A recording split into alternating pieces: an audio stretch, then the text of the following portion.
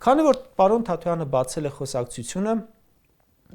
այս պահին դետալների մեջ չմտնելով, կուզենայի, որ մի քիչ վերլուծեինք։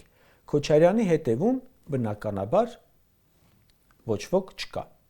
Իր ազգանունը իր բրենդն է, իր կենսագրությունն ու արդյունքները ևս։ Իսկ Թաթոյանի հետևում ով կա, ում ականջներն են,